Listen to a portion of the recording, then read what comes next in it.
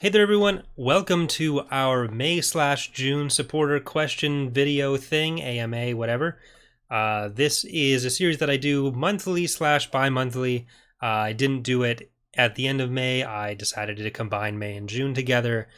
Depending on how many questions we get, I'll probably do that a bit. But basically, the way this works is I answer questions from you guys left on Patreon as well as on the comments of this video and the last videos where some of these are going to be pulled from. Essentially, I answer all the questions from patrons, Twitch subs, and YouTube channel members, which are put on the Patreon page. There will be a link in the description to July's. And then with any time that's left, I go through the comments on the YouTube videos and answer as many as I can there while keeping the video a reasonable length. So we'll just get straight into it. It is incredibly hot in here, which you'll probably see more evidence over the next month or so of me moving, because I hopefully will be moving within the next couple weeks. But either way, first question we have is from 3Cole, who asks, which type of video do you enjoy making the most? So my favorite series to do is Edge of Despair, which is our tabletop series on Loses. But I also have different reasons for enjoying different series. Like the Empire at War stuff is obviously the biggest staple of the channel, and there's a lot of fun in that, just going through and kind of playing with the changes as we do them. Because before I did the channel, I didn't really play much Empire at War. It was mostly just working on it, so it is nice to actually get the chance to enjoy this stuff. Skirmish games are fun with like Charlie and Eck and everything, but my favorite series is Edge of Despair. And I like doing like the datapad videos just because I like getting to research that kind of stuff and script those videos. It's a different set of skills and allows me to work but also not kind of be on, where if I just feel like I want to do something quiet, then I can just go and research a video or script a video or edit the video. But yeah, so Edge of Despair is my answer there. If you haven't seen Edge of Despair, watch it. It's awesome. Our next question is from Asterix. Is there any info on how the galactic economy would collect taxes, or is it more like GST and VAT, or something like a tax collector from medieval times? I know my questions seem to be about Star Wars economics, but that stuff is always interesting to me. We don't get a lot of information on it. I think it also depends on which government you're under. The Empire was a bit more centralized, whereas under the Republic, it seems like there was more of a local thing, and then the systems probably paid a certain amount of taxes to the Republic. But like, we don't really get that much information on that I'm aware of. It's definitely something that would be interesting to look into more and see if I was able to find anything on that. But John Boyd wants to know, is there a way to determine starting positions for defensive structures? So this is a Thrawn's Revenge question or Empire War question. I'd like the AI have to get through my goal in 3 instead of an XQ5 on a direct line in my shipyard. Not a simple way, or not a super simple way. There are specific markers you can set, or like making things use specific markers, but it doesn't, like, you can't pick which one a space structure is going to be at. So you could put a couple defensive stations in like an array, and that, but you could still end up with like even if you have like an inner ring of structures that has like the economic stuff and an outer rim of structures that's defensive, you could just as easily end up with an economic structure that's over here and a defensive structure that's over here. So even then, it doesn't guarantee anything. Next question we have is from Charles Outlaw. You've mentioned reworking a lot of the Chiss forces, but TR has also been a legend/post-Enor mod. Do you plan on using something like the Steadfast depiction in the new Thrawn comics, or would you not consider that relevant source material? We tend to not consider that relevant source material.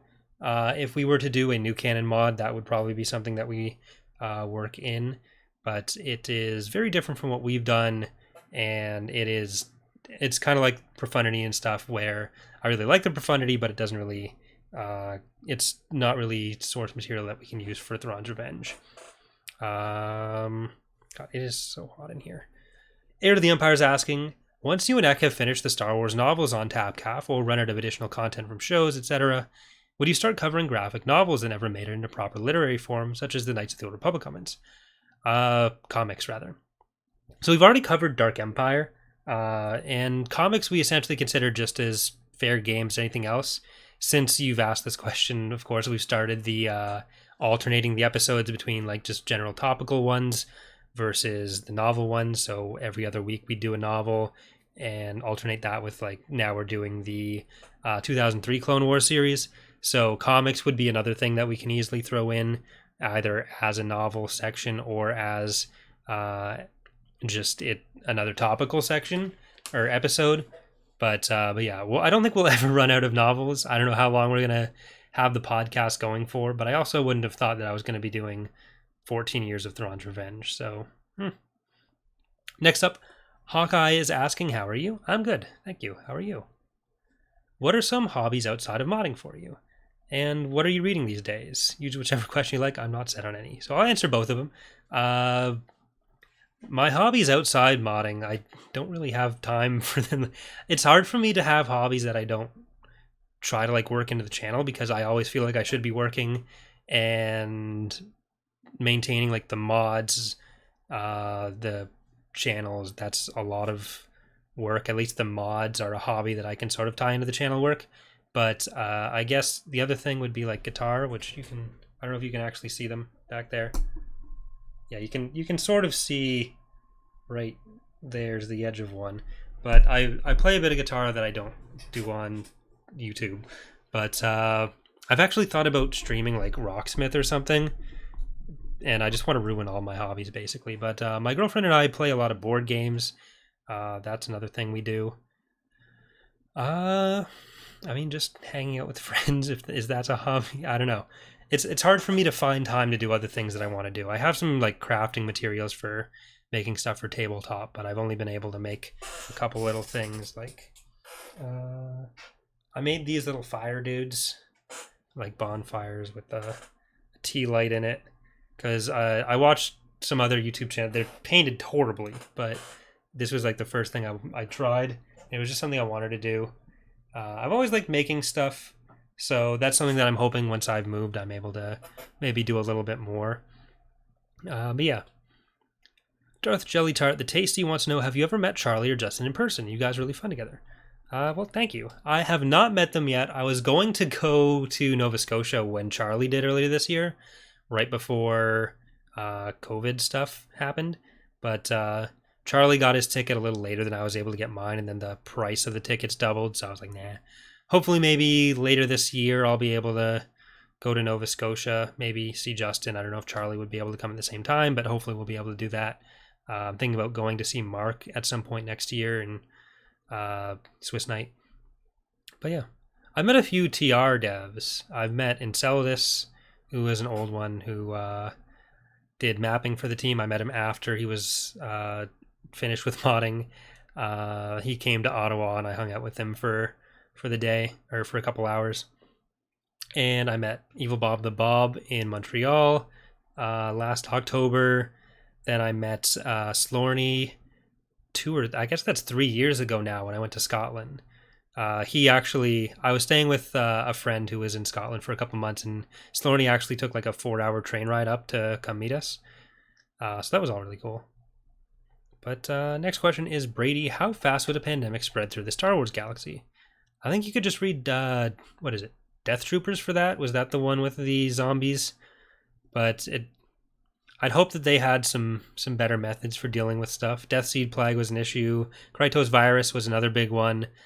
So they could get pretty bad if they didn't cut out transportation between worlds. Luckily, it's a bit easier to stop transportation between worlds than it is stopping transportation between countries in a lot of cases. But yeah. William wants to know, on TapCaf, are y'all rereading the books, or are some first-time reads? Do either of you need any EU books or help obtaining them? I have almost all of them through the Swarm War, but I stopped collecting once the prequel books started producing crazy numbers. Some of them we've both read before, some we haven't, like Thrawn Trilogy we have. Obviously, a lot of the X-Wing books we have. Plagueis I had never read before. Truce of Bakura I had read before. Some of it's hard to remember because a lot of them I hadn't read in the better part of a decade or longer. So a lot are actually first-time reads for me. Even some of the more prominent ones that I know a lot of the plot of because I've done like skimming of them. But a lot I didn't actually know. And I spent a good part of last summer collecting as many as I could. Because I still had some left from my original collection when I moved and went to university. I ended up giving a bunch away, but I've been trying to recollect them. So thank you for the offer, but I have most of them now. I'm only a dozen or two, a couple dozen short actually, but especially moving, that's been a mistake. I should have waited until afterwards.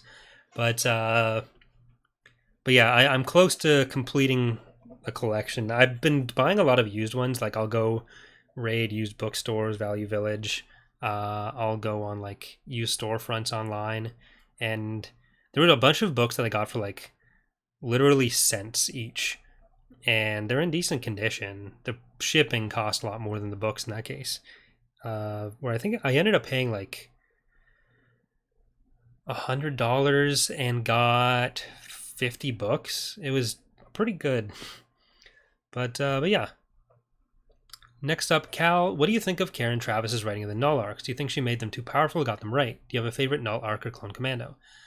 Yeah, I'm not a huge fan of the way Karen Travis portrayed a lot of the clones, and then especially as they came in like Legacy of the Force, they felt kind of like shoehorned in there, and like she's one of the ones that does the clone numbers is like 2 million for the actual number of clones in the entire galaxy, or closer to that, and it's a bit much. Like she kind of makes them into super Spartans in Halo, and I know that's a whole other issue, but.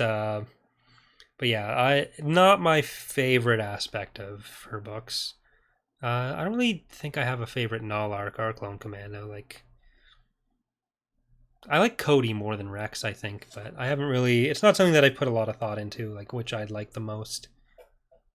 Maddie Mose, the next question. In the event that Kathleen Kennedy steps down from her position at LucasArts, who would be your first pick for taking charge of Star Wars' future with Disney? By the way, love your work and hope recent events haven't hurt you too much. So thank you. I've been all right throughout all this. It basically hasn't been a huge change to my living situation. It has meant more work because I haven't really seen my girlfriend in the last 3 months, but this last week we started being able to hang out again because Ottawa has pretty well got COVID under control. Still a lot of restrictions in place, but our case counts are getting really low, so that's good. But the thing is, like, a lot of the people who say, like, oh, this person should take over Star Wars or this person should take over Star Wars, like, Kathleen Kennedy's position isn't necessarily about the creative side. She is a producer, essentially, and she's more in place to give people the tools they need to tell them whatever story they're trying to tell and providing some higher level oversight. So, like, when people say, oh, look at Jon Favreau or Dave Filoni doing this other stuff with The Mandalorian, or whomever else in charge of whatever project that should replace Kathleen Kennedy, really what you're saying is that Kathleen Kennedy did a good job because she put those people in the place where they're making that thing in the first place. Because, like, she's not the one making up characters for stuff or making up the storylines. She's the one that's helping them with getting the tools they need for production, helping set up the technology they need for production, saying, like, which things should or shouldn't get greenlit. Like, if you watch the... I forget what it's called, but there's on Disney Plus. There's a thing about like the making of the Mandalorian, and they show like the I can't remember what it's called, but it's the thing that they've been filming it all in, and they're going to be using for the Kenobi series. Like a lot of the directors talk about like stuff that Kennedy helped them set up with that, or how useful that technology has been. That's more the side that Kennedy works on. So I don't really know as much about the technical side. And I wouldn't even say I know as much about that much about the creative side either. So as much as I may enjoy The Mandalorian or Dave Filoni's work in other places, then I wouldn't necessarily say that they should replace Kathleen Kennedy because, again, like what Dave Filoni's good at is more on the actual story side of things. And if you put him in Kathleen Kennedy's position, he's not going to be working on that as much. He's going to be working on other things. And like if you look at movies Kathleen Kennedy's been involved in as a producer in the last 40 years, like she's been involved with a lot of really good movies. So whatever problems people have with the with Star Wars now or whatever comes out of it, it's hard to point at saying like, oh, well, if this person wasn't here, this other thing would have changed, because like her job is not, again, as a creative. It's as a producer, essentially. So it's different now as president of Lucasfilms, but that is still the type of role she's in, rather than her being the person that's sitting there and writing the scripts for projects. But yeah, so Next question is Cabal. A simple question: what is your favorite Warlord faction? Greater Maldruid. It's always been Greater Maldruid because they're red. I think it really is that simple. Because we kind of make the Warlords into what they are in the mod. Like a lot of the choices on who gets what is kind of made by us. So it's we try to like balance that out as much as possible and give them all as many cool things as we can. But Greater Maldruid, I just like the red one. Tridon asks, what has been some of the more memorable Patreon ship names? There are some that I notice like every time, and sometimes I wonder if they're done by the same person or not, because they might be just named after specific things and then someone else is pulling them in. But like Indefatigable is something that kind of pops up all the time. Party Starter has been a staple since the earliest ship naming. Always whatever the smallest interdictor available is. Brady always goes for Chained Heart. Stuff like that. Like the stuff, there are a few jokes that kind of stick out to me, but the stuff that tends to be what I remember most tends to be the stuff that gets repeated and kind of ends up with this narrative around them. But yeah, so there's a lot of funny ones in the community challenge coming up as well. But yeah, it's usually the repeated ones that stick with me the most. Ethan wants to know, what is one feature for Empire at War Expanded you would want to see implemented into a potential Empire at War sequel most? Well, I'd like a lot more active faction and faction interaction mechanics. But I think if there was some, if there was some form of like influence mechanics, that would be cool. I think that adds a lot on the galactic level. But yeah. And another question from Cabal. With the CNC remaster out now, do you think we'll get an Empire at War remaster in the next couple of years? So we know that Petroglyph really wants to do one. We don't know, or we don't know what Disney or EA's position on that is, and EA has said that they want to double down on Star Wars game production, so I think it's more likely than it ever has been, especially, of course, with EA's relationship with Petroglyph working on CNC remasters. So we'll kind of have to see where that goes, but I think it's more likely than it has seemed in a while. I'm not going to confidently say it'll be there or not, but I do think this is kind of the best position we've been in to get one in a long time.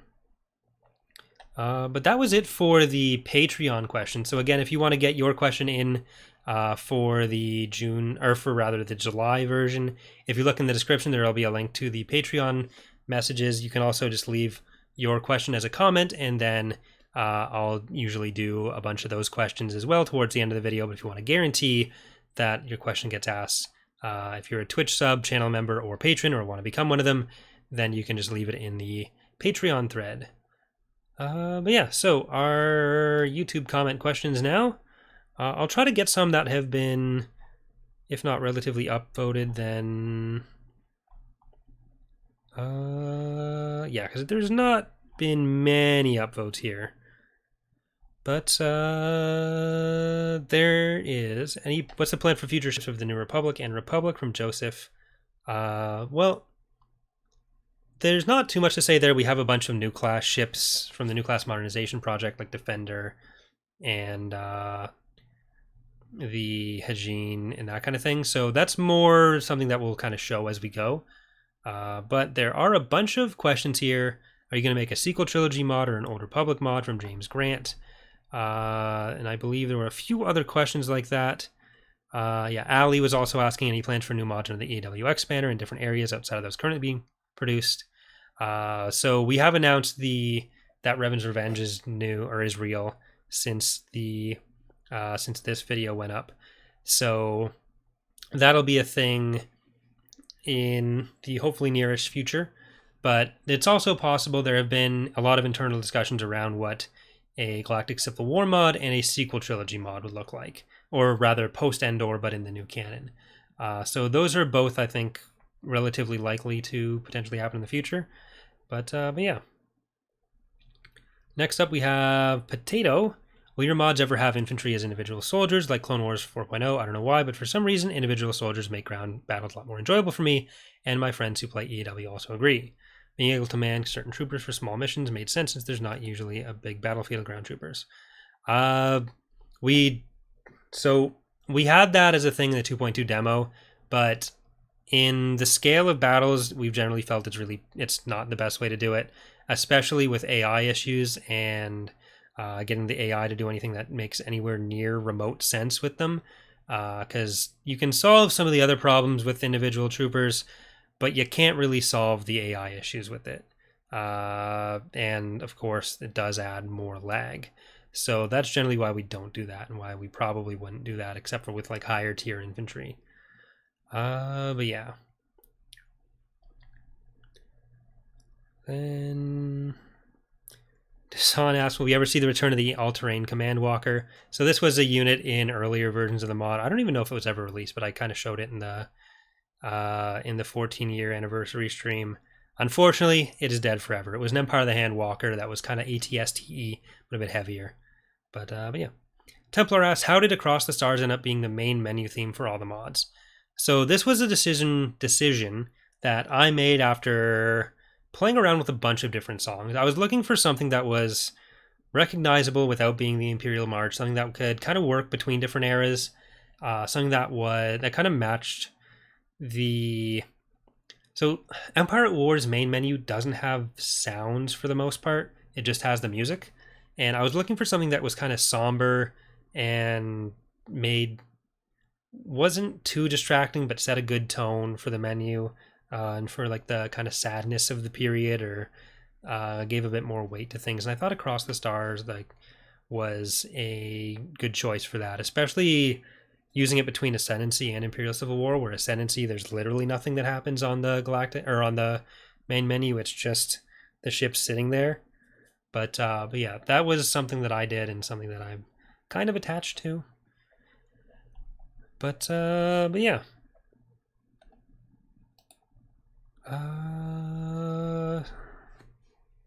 Crijo12 wants to know, I have not read the original Thrawn books, but I absolutely loved him in Rebels.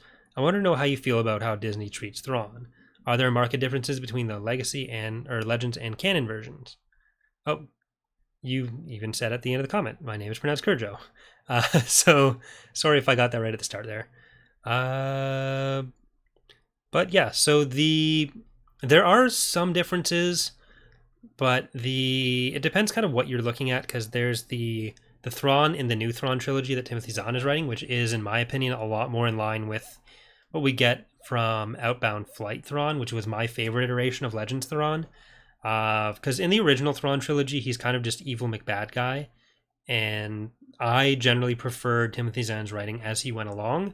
So in that sense, I do prefer the Disney trilogy, Disney Thrawn trilogy. But the downside with that is something that Eck has spoken a lot about, where they didn't really have the freedom to do much with him because it was in a pretty defined series amount of time and space.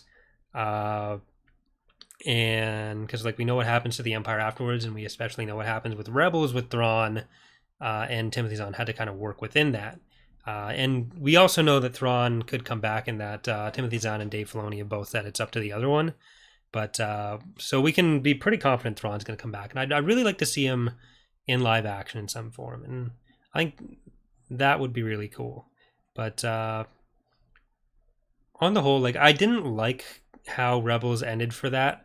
It just felt like putting Thrawn and Ezra away to do something else with them later, or just killing them off in that way. But they're definitely going to be back. So I don't hate it, but it wasn't my favorite thing. Jacob wants to know, Corey, do you plan on adding Golan 3 and 4 to Fall of the Republic? No, they were not invented yet. The Golan 2 is kind of a late war thing. It's possible Golan 3 would be a research thing. Very unlikely, though. Daniel wants to know, will you add ships for planetary factions like Mandalorian ships, Hut ships, or Corellian? Well, Mandalorian ships you can already get through Influence. If you're talking about Fall of the Republic, there'll be some Influence-based stuff, but there will also be a Hut faction added entirely. So that kind of stuff is going to be coming. But I think that's most of the questions that were asked. There were a few more about specific New Republic ships, but that kind of fit into other stuff. JB is asking for a tutorial on how to change fire loadouts. That's more of a modding 101 video topic.